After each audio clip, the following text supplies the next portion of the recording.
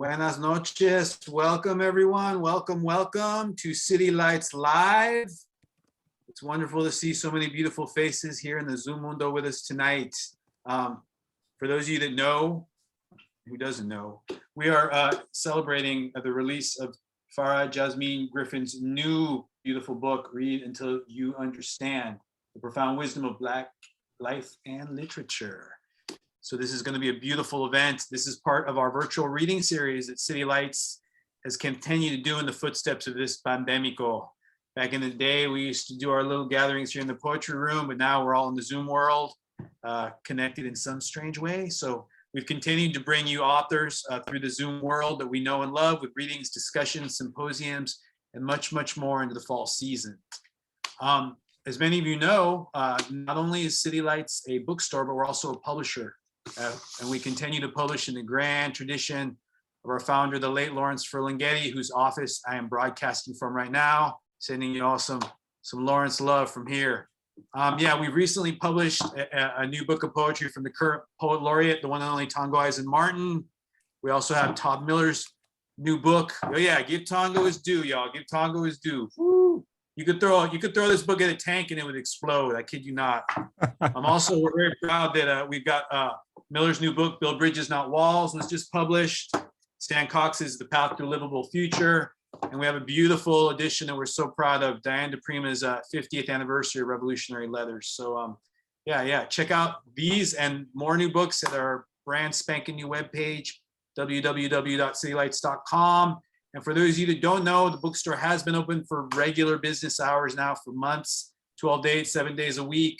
Masks are required well in the store. So if you are in La Bahia, if you're in San Francisco, come on by and say hi, because real talk here, y'all, the bookstore has missed you all tremendously. I talk to the bookstore regularly, and I can confirm that fact. Okay, now we get that out of the way.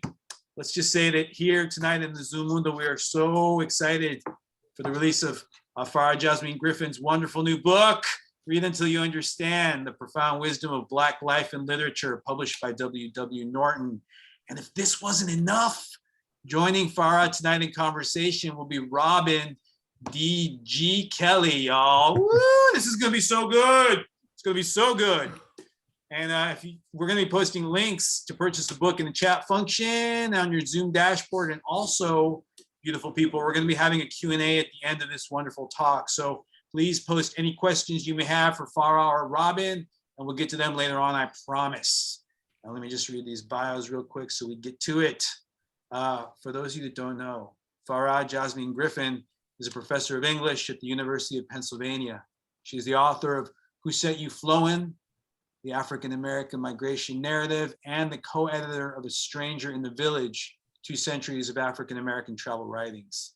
Farah has been the recipient of fellowships from the Ford Foundation and the Bunting Institute at Radcliffe College. She lives in Philly. And joining her in conversation tonight, Robin D.G. Kelley is a scholar history of social movements in the US, the African diaspora and Africa, Black intellectuals, music and visual culture, Surrealism, Marxism, among a few other things. Robin's essays have appeared in a wide variety of professional journals as well as general publications, including the Journal of American History, American Historical Review, The Nation, Monthly Review, New York Times, Color Lines, Counterpunch, Souls, Black Renaissance, Renaissance Noir, Social Text, The Black Scholar, Journal of Palestine Studies, and the Boston Review, and which other Robin things. serves as contributing editor. Oh no, we're gonna get them all in there. Robin. Oh no, you don't have to. You don't have to. That's actually great. There's nothing else to say. There's nothing else to say. Robin is the author. I'm gonna say one more thing. Robin is the author of numerous books and has received wide critical acclaim for his work. So tonight, people, please give a warm Zoom Mundo welcome for Farah and Robin in conversation. Right. Yay! Thanks, Josiah. This is great. Of course, Farah has since left Philadelphia and now is in New York at Club. Speaking of which, of course, before I begin, of course, we have to acknowledge that Tongo was our student. He was at Columbia. He was our student, exactly. Yes. We claim him. Yes. This brilliant, amazing poet, and so proud of him. But I'm so proud to be here with, really, it's like my longest running friend inside this thing called the Academy, which has taken up so much of my life. this person who I love so much, who I thought I knew, and then I read this book. But let me just begin by just saying a few things. I remember talking, I talked to Farah a lot about the work she's doing. I knew she was working on this book, but I didn't really understand it. Of course, I had to read it to understand. And I discovered, as you will discover, which is why no one should leave this conversation without buying the book, is that it's not what I expected. People are framing it as a kind of, you take a course with Professor Griffin in African-American literature, you walk she through, but it's not that. Of course, she's a brilliant teacher. You do, encounter these extraordinary interpretations of not just literary classics in African-American tradition, but all kinds of literary expressions. But it's more than that. This is a memoir. This is a family story. This is a story of your father and your mother and growing up in a world of Black life and love and art and politics. It's a history of Philadelphia, which I didn't know. It is a really expansive reclamation of the oral tradition and the musical tradition as part of literature.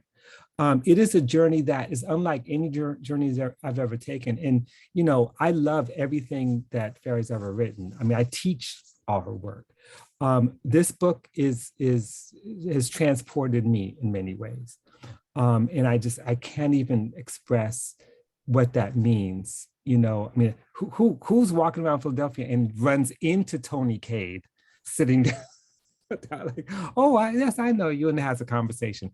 So let me just begin. I have a billion questions, but I want to begin with one question, which really struck me. And it's really a kind of a big question about your life in literature, your life in art. So what really struck me is that it's the way that your intellectual life and your home life and your world were organic, like completely organic, rooted. You know how many autobiographical narratives of Black intellectuals have a kind of bifurcated world? It's like, here's the world of the library and the school and my people over here, then I have to come back into the hood and have to code switch and all this stuff. There's none of that. You have a rich intellectual and artistic life in every place you go. And you've got teachers everywhere, beginning with your father. And I don't want to give away too much, but can you just talk about that, especially writing your story and this story the way you have, knowing that this is a common trope in much of kind of, especially Black intellectual narratives. Yeah, well, first of all, just thank you. It just feels so good to be talking to you. And I just like say it in front of everybody. I miss you so much. And so I'm thrilled to have this chance to talk with you.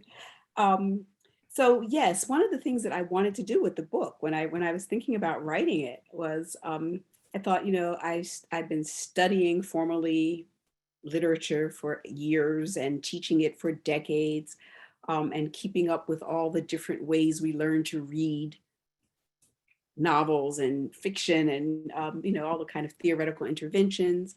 But that there was a way that these kinds of books had meaning to me before I ever encountered those formal ways of studying them.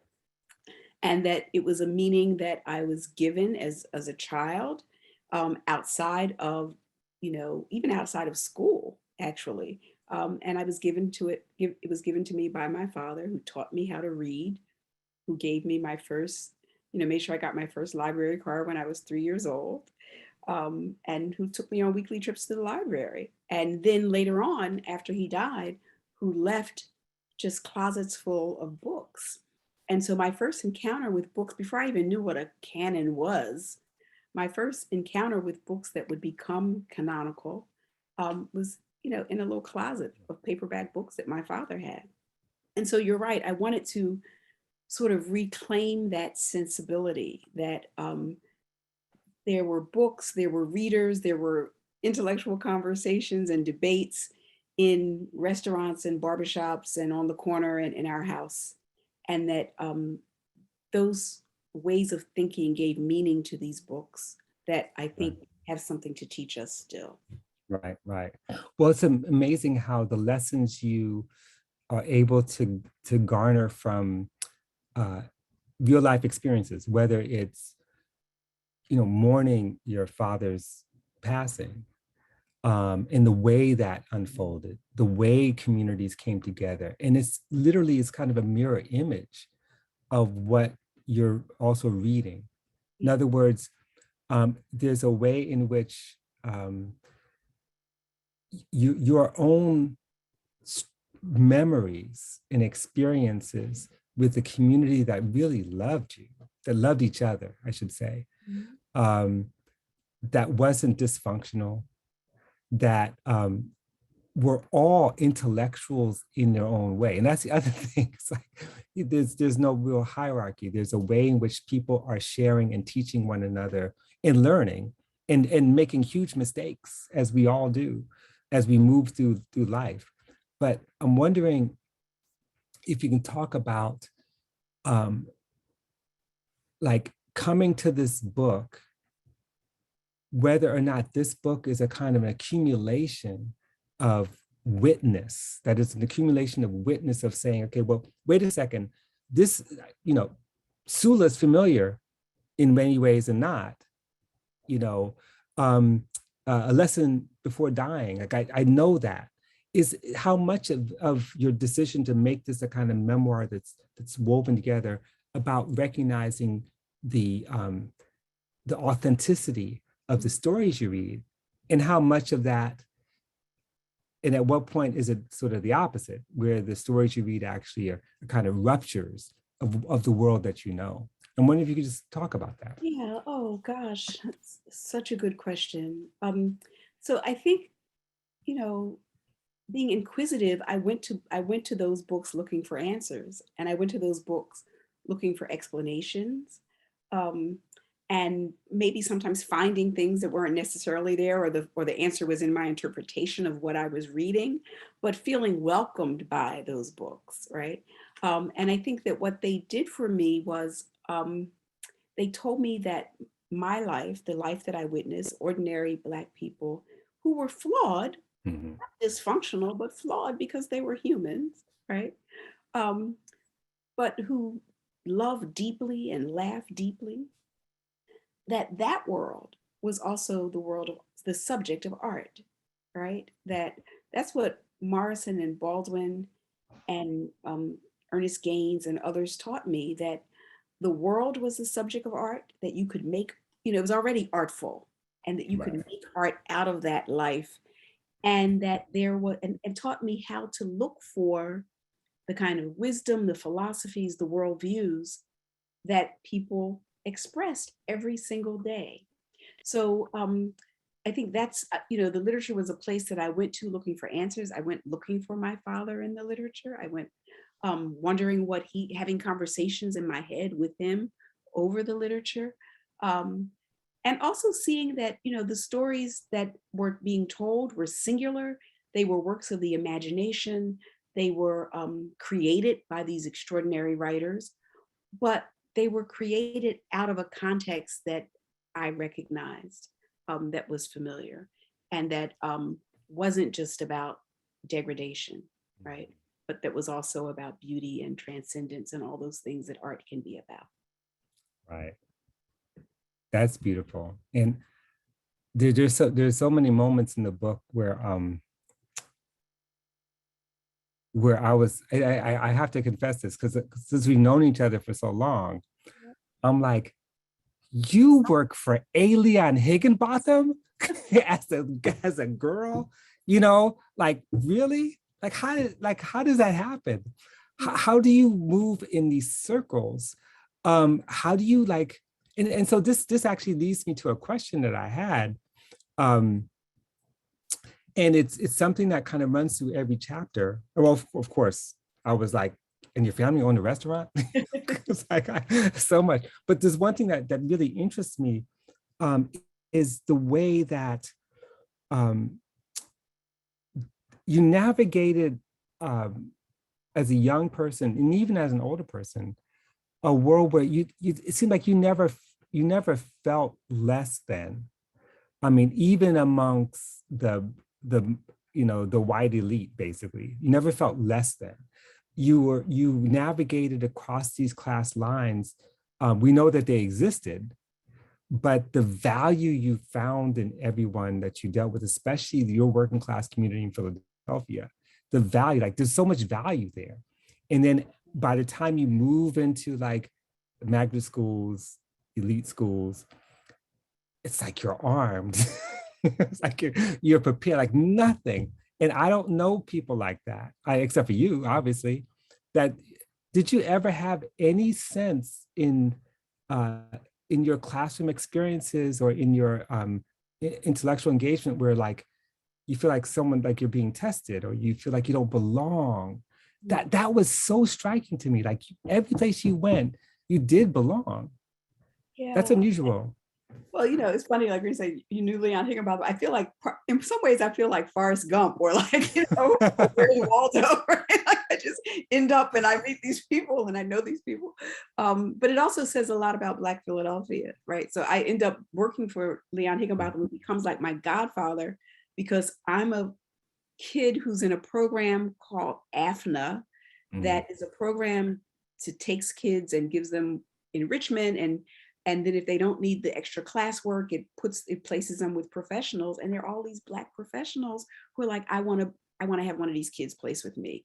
And they were everywhere, from like the person who was a neighborhood lawyer to a federal court judge. And Judge Higginbotham would always have students placed with him. And I happened to be the first girl who got placed with him. So I never felt like I didn't belong anywhere.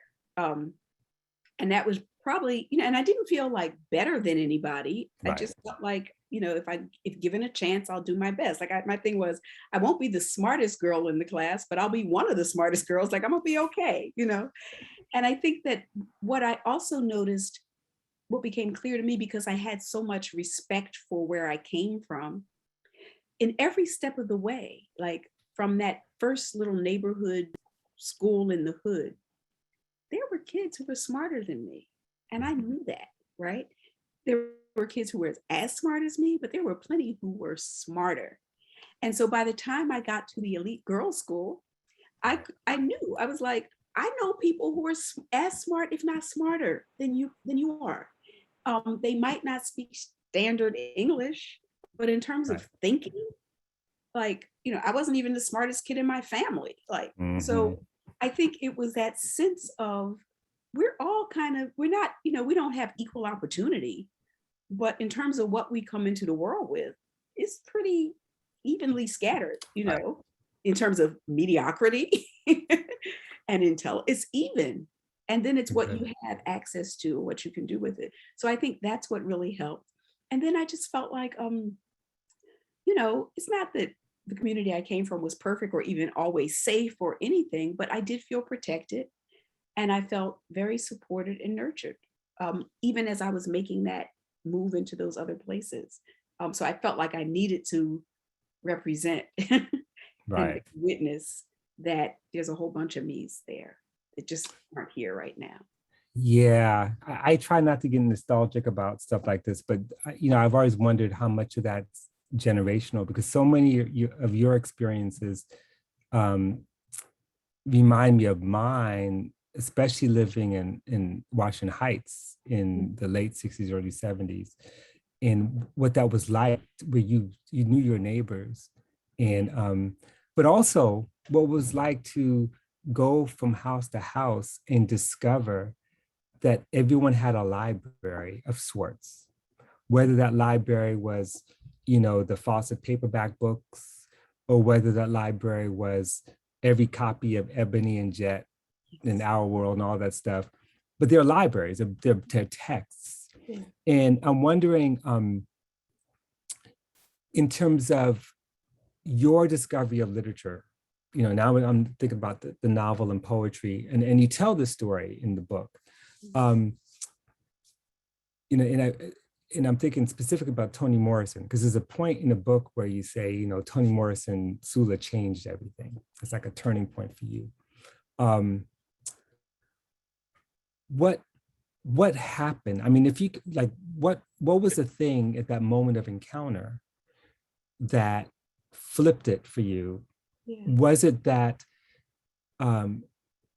did Tony's work seem like a challenge in a way that some of the other work wasn't so much, or was it a revelatory? I'm just wondering if you could sort of talk about what it means to encounter Toni Morrison in the midst of having read all this stuff. Yeah, so I think she was all those things. You know, I was about 13 years old, and the way that I encountered her, I think, is significant. That summertime, girls on the block playing double dutch, you know, talking about stuff and gossiping, and then we had these little books that we'd exchange, and a lot of them actually came from the public library that people didn't return, so they still had like the library card in them or something. So we had these books, and mostly, you know, a lot of books passed through our hands, like Daddy Was a Number Runner passed through our hands, and Howard Street passed through our hands, and Black Boy, I remember, came through, and then Sula was one of those books that we were passing around.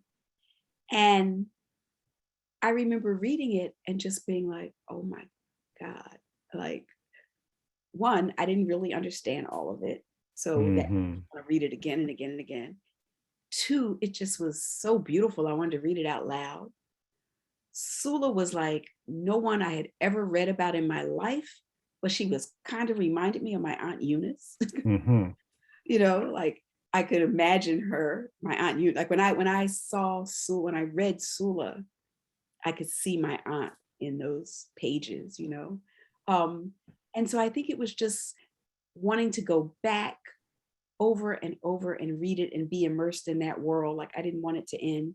And then there were things that were familiar, like, you know, Dixie Peach hair grease, like actually encountering that on the pages of a book, you know, later on. And so it was from both a familiar world, but it made my world recognizable, but also defamiliarized it. Right. And said, you know, these people think deep thoughts. And then when I went on and I went to high school and I started reading the canonical, you know, Dostoevsky and all those people, I was like, wow, Toni is as good as all of these people. These people. And like she's just giving depth and complexity, or revealing depth and complexity of the kinds of worlds that I inhabit. And I was so grateful for that. Right. It was life-changing. It was like a light went on, you know. Right. That's amazing. I just happened to look at the chat, and I think it says Nell's phones. I wonder if this is Nell Painter. I don't know. If it is, I miss you. But she had a question to say, but it was so relevant onto what I asked, but it was really about, I talk about, you know, my generation or our generation, and she asked, I wonder how Farah feels in our generation vis-a-vis her father's generation and her students' generation and today's writing. Oh, wow. And that's a good segue to what I'm going to ask you that we're going to read. I think, you know, I think today's writing is amazing. I think we're in the middle of, you know, there's just some extraordinary work coming out. Absolutely. And I think that people are reading again. People are actually reading again, which is so good. My father, you know, I don't know when he fell in love with books. I don't know how old he was. I know that by the time he was a young man and a teenager, he was really into jazz and bebop. And that culture, that bebop culture that, you know, my father used to turn the corner whistling a phrase from like a bird tune. That's how I knew he was coming home. Like, you know, he through and through, like everything was for him was the music. And, but they prided themselves on being intellectuals, you know, even to the point of being pretentious intellectuals. Like, prided themselves on being intellectual. So that was so much a part of his youthful identity. Right. And it wasn't like being square. Right. It was being hip, you know, it was being hip. And so I would hope that might continue to be the case here. But I do think that we're in a moment when people are reading and where writing is extraordinary.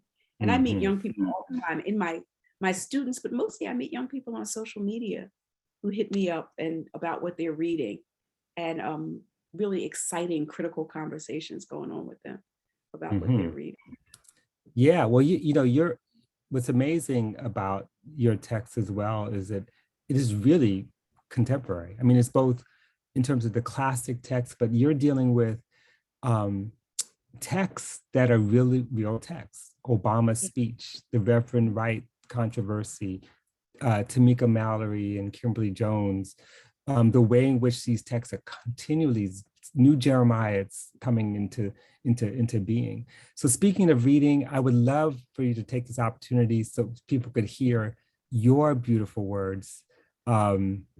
And I know you're going to pick whatever you're going to pick, but in thinking about what to pick, you know, I was haunted by, you know, for Black people, America is a loveless place, you know, which I know is later in the book, but early on you talk beautifully about Black freedom and the ideal of America, which is a major theme.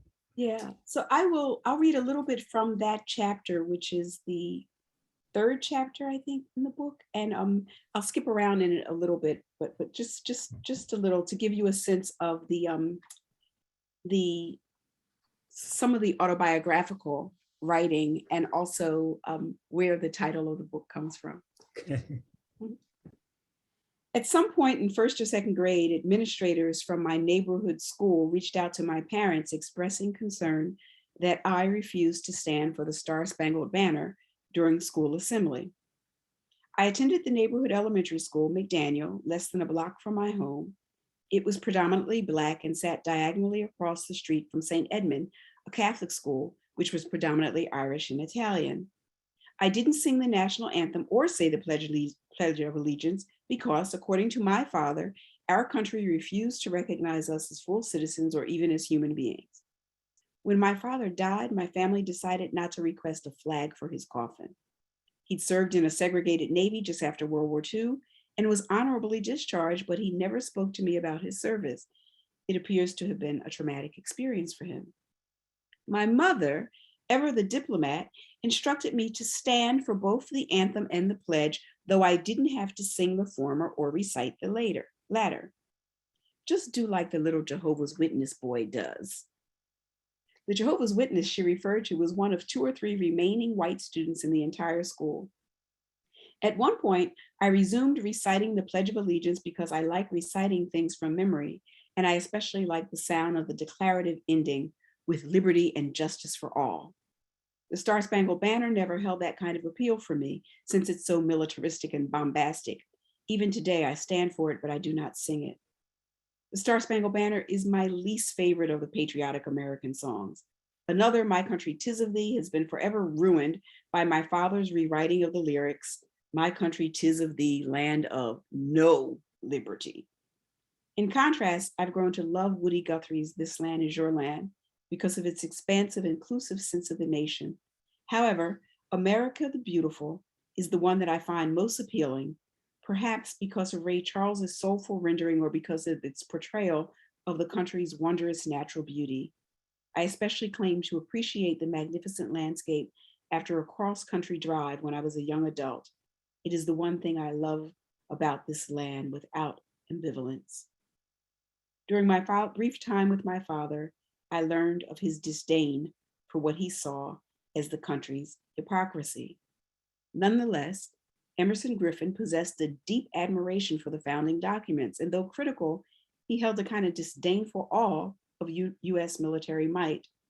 What I've learned of my father in the years following his death tells me that at some point, he was a bit more hopeful about the country's possibility for racial reconciliation. By word and example, my father taught me that protest and resistance were both personal and collective.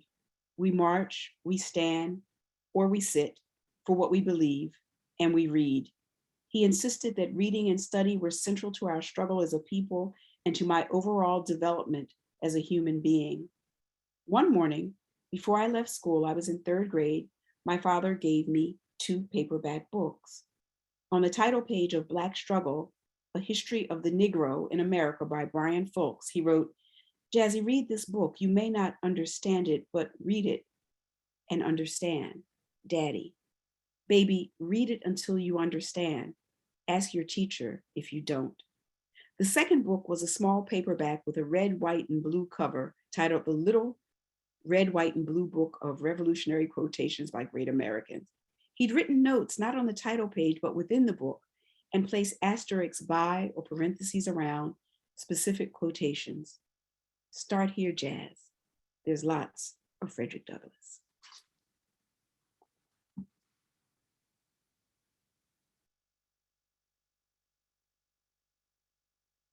I guess Robin has to be unmuted.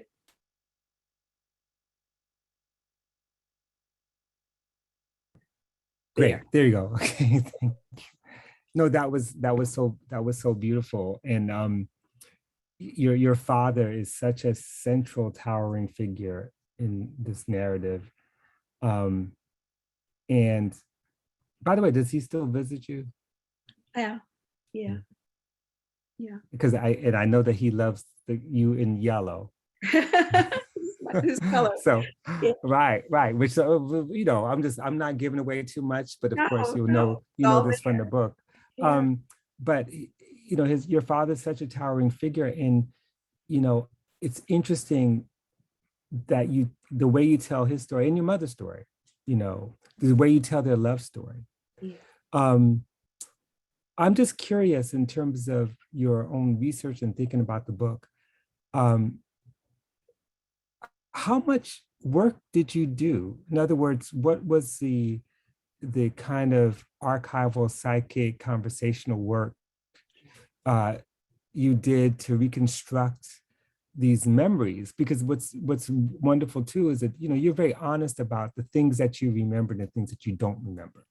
And of course, your mom is still there to be able to share what she knows. Yeah. But how did you dig, and how did your father become, like, was he always a central interlocutor and figure in the way you conceived of the book? Yeah, so he always was, because he always has been in my life, even after his death. And the way my mother kept him front and center, which she did, oftentimes crediting him with things that were her choices. Your daddy would want you to see this, or we should look at this opportunity because maybe your daddy would want that. Let's go to this school because, like, she would always bring him in. The book starts with him and ends with her. But that's a good question. So I have these memories and these things that I've written over and over and over again, but I just never published them, right? And I've been writing them all my life. But what I then did was, I went to the archive. I went to all the old newspapers, and I think this happened this way, or what was this like, or what was going on in this period. Like in that chapter, I talk about a march that my father went to. And as a little girl, I thought it was, like, as I was growing up, I was like, it was the March on Washington. And I'm like, it couldn't have been a March on Washington because I was like 6 months old. I wouldn't remember him coming home from the March on Washington. And then I remembered the pen that he wore. And I went and found the pen, which I kept. And it was a march to integrate the Stephen Girard School. And in fact, the day that he went, I think, is the day that Martin Luther King came, because they had been having, the local NAACP had been having marches every week at this place. So, being able to piece that together, or, finding my parents' marriage, the announcement of their marriage license in the Philadelphia Inquirer. My mother didn't even know it was there. The Philadelphia Tribune was of central importance for me. And then other things like, so those kind of conventional archival ways of looking up things. And then, there are people who, my oldest friend in the world, I'm still very close to her. I was in the stroller and she was 3, Cassandra. I would call her and say, did this happen? Am I making this up? Do you remember this? Or call a cousin who grew up with me. Was this in the restaurant or no? So that kind of interviewing my family, and also consulting newspapers and books and things in the Philadelphia Library, all of that helped me basically tell a story that I already had the bones of, but it gave me the flesh to fill it out. Right. Yeah. I'm sure your mother's read the book. What does she think? So I initially sent her, before I even agreed that I was going to try to publish it, I sent her the opening pages, what became the opening pages. And, and I reveal a lot about our life. And she called me, she said, I got this stuff you wrote. It's so beautiful. And she said, I love the way you write about your daddy. Oh, he would love it. You make him sound so good, And she said, reading it was like listening to Miles for me, which is the highest compliment. That's the highest compliment you could possibly get. Exactly. So I said, well, Mommy, I revealed some things about our life. Is it okay? And she said, yeah, it's okay. She said, times have changed. And if you're going to tell our story, you have to tell all of it. And so she gave me permission, So this time around, now that it's out, she's been listening to it. And she really likes listening to the parts about herself. Right. I bet that last chapter is extraordinary. I mean, every chapter is extraordinary. But I have to say, I love, and I'm just going by memory here, but there's that moment where, it is about disclosure and about your father's addiction. And she says, like, don't worry, I'll tell you, and I'll answer any question you have, but don't put our business in the streets. Your daddy loves you.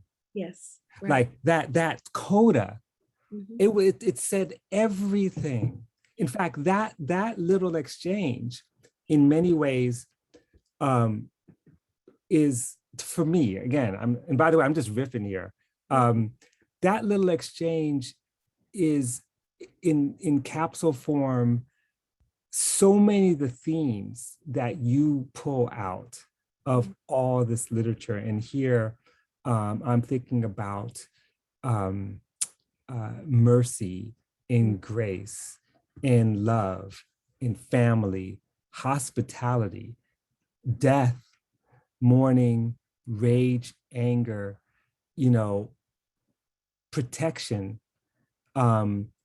and what does it mean to have to navigate all this stuff? It's all encapsulated there. And I wanted to, before we get to the Q&A, just to ask you about some of these things, because, I'm not a literary scholar, obviously. Everything I know, I learned from you. I just, copy from you and just pretend like, I came up with the idea. Actually, no, I give you credit.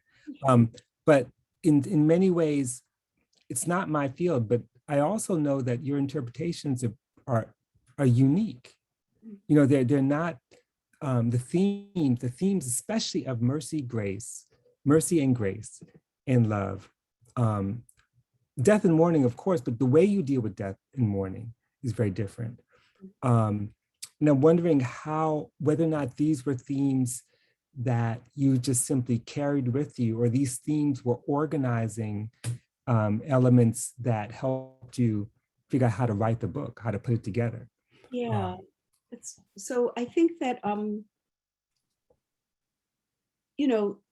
was thinking about, I want to make this body of literature important to people and to show them, it is important, to show them why it's important, and to show them that it's not only because of the kinds of things we talk about in classrooms, but because it engages these big ideas that, are even more, it engages them more than it engages nation and race, right? Like, those things are important, but these big ideas that impact us as human beings, or as living beings, not just humans, but living beings. And so there was a way that I thought about those things in the literature, but I didn't write about the literature in that way. Right. And I didn't teach it. So I've taught a course on Black novels and justice. So that one, but like mercy and grace and even love, the way that I write about love,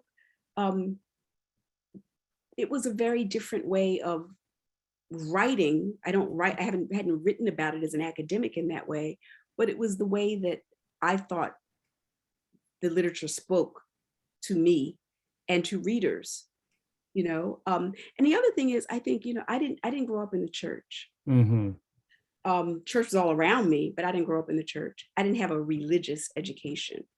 Although I later, was fascinated by certain kind of religious and theological texts, which certainly informed my work. But I think that those questions that I had were questions that, if I had a religious education, religion would have provided some answers. Uh-huh. And in the absence of religion providing, this might be dangerous, in the absence of religion providing the answers, these writers provided some answers. You know, Right. this body of literature provided some answers for me. Do you think that had any impact on who you were drawn to as writers? Yeah, maybe so. You know, yeah. I mean, like certainly Morrison and Baldwin, and you know, drawn to them more than I was drawn to Wright. You know, Bambara. Yeah, I think absolutely it had something to do, because they were, you know, they were dealing with these issues, and Baldwin, of course, is dealing with them from Tony too, you know, from a kind of, you know, a Christian sensibility, but not a sensibility. What I loved about them is that it wasn't a fundamentalist sensibility. It wasn't a sensibility that used these sort of spiritual values to shut people down and say, you can't. Right. It was a sensibility that said, if your God is not making you expansive, right? It's not expansive, then that's not right. Right. Right. So I think that's what I was drawn to. Exactly. Well, it's deeply spiritual and critical of the way that organized religion sometimes undermines that spirituality, you know, and it's something that I think, you know, you really tease out, because, you know, one of the things that you, I mean, this is really the fundamental sort of theme of the book, is that there are lessons to be learned. And these are lessons about life. And there's a way in which, you know, we come out of long-standing traditions where storytelling was the way we learned our lessons. Yeah. You know, I mean, that's not news. Everyone on this, you know, everyone knows that. And yet you elevate this idea that in literature is the storytelling for our lessons. And sometimes those lessons are completely anti-capitalist, yes. Completely antithetical to the kind of neoliberal individualism. And it's about how to, it's like what Fred Moten writes about and thinks about, what a lot of us are trying to, what Elizabeth Kelley, the great scholar, you know, I know, thinks about how to live together. How to be together. You know? Exactly. How do we live together? How do we live as a community? How do we take care of each other? You know, those are the constant questions.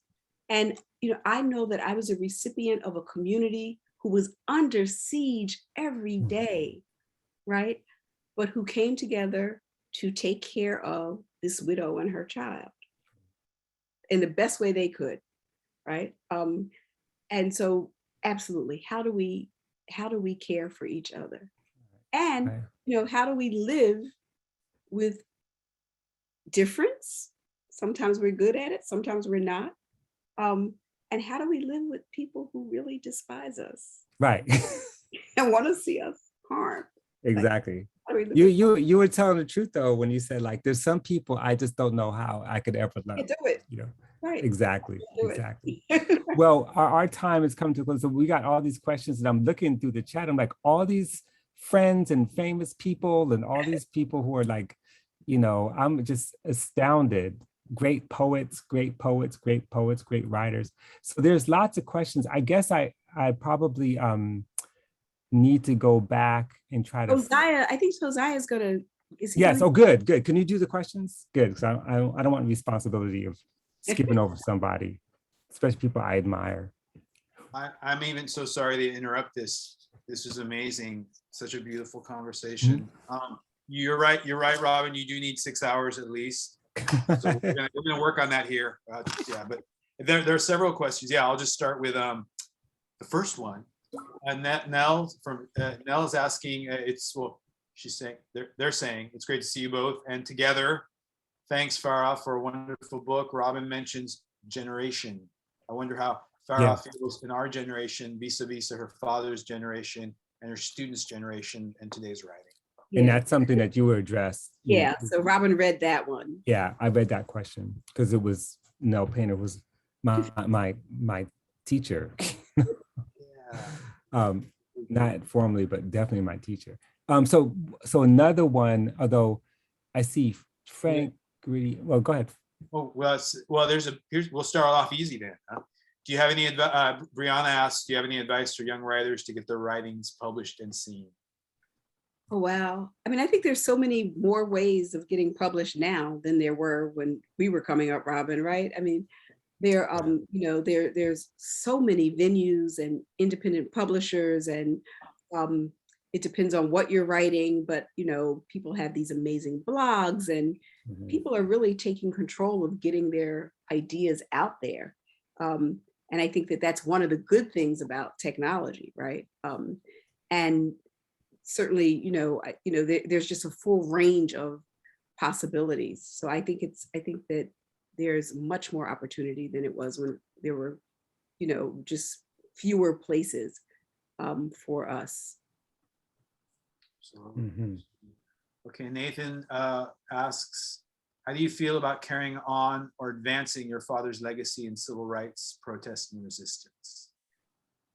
I always hope that I do that. I feel his spirit. I write about, my father took me to my first Black Panther rally when I was like 5 or 6 years old. And so I always feel his presence when I'm protesting, when I'm engaging in protest, when I'm engaging in organizing. So I hope that that's carrying on his legacy. This book talks quite a bit about our organizers, the creativity of our organizers, in terms of the beauty of what they create for us and how they direct our rage in ways that are very similar to what writers do. So I hope I continue that legacy. Right. The quote, Farah, the freedom fighters and justice seekers who have fought to make it less so have been motivated by a radical love modeling a new way of existing, even as they try to bring it into being. So that's a t-shirt. It's beautiful. Okay, another question. And by the way, I before we leave, I have to say a couple other things at the end. So Deborah Paredes is asking, saying that she loves that this book pushes past the conventional boundaries of the genre of memoir and criticism. Farah, can you talk a bit about your journey, inspirations, models, etc., through and beyond genre? Yeah, that's a great question by a poet who does it so beautifully herself. So, I just felt like there were certain boundaries and genres that were commercial. Like, so where does this book fit in the bookstore? But that they were artificial, and that I just decided that I wasn't going to. I was going to let the book tell me how it wanted to be written. And I was going to let the book tell me. And there's a kind of shape to every chapter that is the memoir, and then the memoir opens up into the readings, and then the readings open up into a kind of commentary about our political moment. And that just kept happening. It just kept happening once I respected the way the book wanted to be written and the stories wanted to be told. And they did not fit into one generic category. But they fit, it worked. And so I think that's what I just decided that at this stage in my life and my career, I just take that chance and write it the way I was hearing it in my head. Can I just add something to that? Because, of course it worked. And it worked because, it's just struck me. Literature for you, according to the book, is never an escape. Think about all the narratives in which literature is a way to get away from something. But for you, literature is the path to confront something, to confront life. And so so I think about the organic character of your life, across these lines of space and class, is like the organic character of literature and life itself. It's like it's all one. Yeah, right. You're amazing. I was just like, one of the things I thought they're going to really know how strange I am. It's going to be all on display that, I've got, like I see something and I think, oh, you know, I see little girls in a train station and they're dressed a certain way. And I'm like, oh, they're like First Corinthians and blah, blah, blah. And Toni Morrison's that's what they look like. They've come to life right there, you know. But you know, that's not even weird. That's the truth. Yes. And I think everyone else is weird. I mean, anyone who thinks that the literature is sort of on the shelf or in this space and at night in the bed, that's sort of where it exists. And then you have your life, or that literature is an escape. You actually demonstrate, this is exactly the title, read until you understand. That is, till you understand what you're dealing with in life. In life, right. And it's not a destination. Like you're going to have to keep doing it. Right. Until you understand. I'm learning. I'm like, okay, now I need to start reading more literature. Ellie's has been telling me this forever. She's right. Well, she knows. She knows exactly, but she's your student. So giving away too much. So Robin, why don't you take us out with a couple more questions so we can hear the two of you conversate some more? Because that's I see Evie Shockley has a question. Yeah. Mariah Dessa, the great poet whose poem is in Freedom Dreams, has a great line that, you know, that's not even weird, that's the truth. That's a t-shirt. Right there, t-shirt. So Evie, I have to say, the wonderful, amazing poet Evie Shockley. So she says, lovely conversation. Farah, your childhood was shaped so beautifully by the gifts of reading that your parents and community gave you. How do you, as a university professor, approach teaching students who may have reached the college level without having that kind of relationship with literature? It's a great way to go out. Yeah, I think for me, you know, Evie, you do it too, right? We love it. We love the language, we love the literature, we love it. And if we can just share that love, right? Because I think the classroom is a space of love. I think teaching is an act of love. And it's love for our students and love for the material, even material that is problematic, right? It's being able to engage it in community together, the love of that, right? And if you can create that for students, just for an hour a week, you know, or 2 hours a week, that's my goal, right? Is that together we're gonna do this together, and we're gonna be in community with each other, and do it with an ethic of care for each other. Right. And hopefully, you know, they will step away from it having had a very rich experience. Right, exactly. That's so beautiful. Okay, so before we cut out, I just had to give a couple of plugs here. First of all, everyone needs to buy this book. And I would suggest strongly that you buy the book as an actual physical book, and then you listen to the audiobook read by the great Farah Jasmine Griffin, who, whether we never talked about you singing, but it's like a song. It's so beautiful. So I'm just saying, go and drive in your car. The second thing is just to acknowledge all of her accomplishments. She is the William B. Ransford Professor of African American Studies and English and American culture and all that stuff, and the founding director of the first department of African American and African Diaspora Studies at Columbia University, and has done so much work for us, has trained so many students, has taught so many of us, has produced so many books I can't even begin in both 19th and 20th century. And is just an extraordinary scholar and a wonderful friend and a beautiful soul. And we're all lucky. I know I'm the luckiest person on the planet to be able to have this conversation and to have spent the last basically almost 3 decades just hanging out and learning. Hanging out and talking, right? Right. Yes. Thank you. And that was my little thing. So any last words? Are we cutting out? I see everyone saying thank you, honestly. There's so much love in the comment chat, for real. But unfortunately, that's all we have time for tonight. Please, people in the Zoom window, give it up for Farah and Robin in this beautiful conversation. It was pure medicina, pure historia, pure, just show some love on screen. There we are. There's all those beautiful faces. And if you haven't already purchased Farah's incredible new libro, Read Until You Understand the Profound Wisdom of Black Life and Literature, do so now. please Right. get 2 copies. Give this Right. out. This is something you want to be circulating. From Sure. City Lights, not from Amazon. Yeah, No, City no, Lights. not do the Amazon. We do the City Lights. We do the City Lights. Thank you so much, Robin and Farah, so much. This meant Thank you. Thank you. Thank you. Thank you. Appreciate it. thank you to the Zoom world.